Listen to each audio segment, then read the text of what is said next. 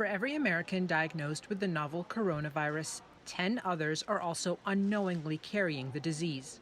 New data from the Centers for Disease Control coming from antibody testing. That's when a person's blood shows whether the body has already fought off the virus. This comes as a surge in new cases is causing states to halt reopening their economies midway through. That surge, according to the CDC, is driven largely by young adults. But the impact is no less serious as hospitals are near or at capacity in many parts of Texas and Arizona, just 2 of the 29 states where case numbers are rising. Almost all of those states reopened in the first week of May, before they'd met federal safety guidelines. CDC Director Robert Redfield telling reporters Thursday, "We're in a different situation today than we were in March and April, when the virus was disproportionately being recognized in older adults," adding that there's been a significant increase in cases. We need to interrupt that.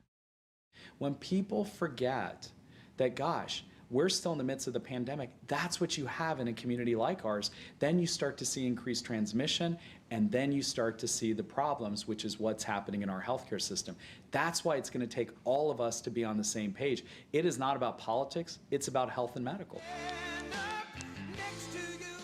Not entirely the case for the U.S. president, who's made it clear he wants a return to pre-crisis normalcy and a focus on the upcoming election.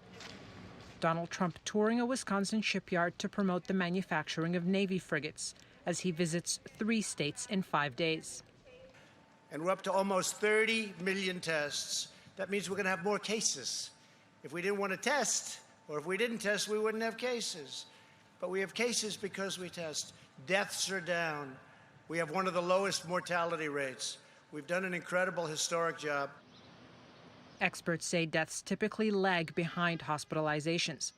Within the next 2 weeks, the number of dead is expected to rise.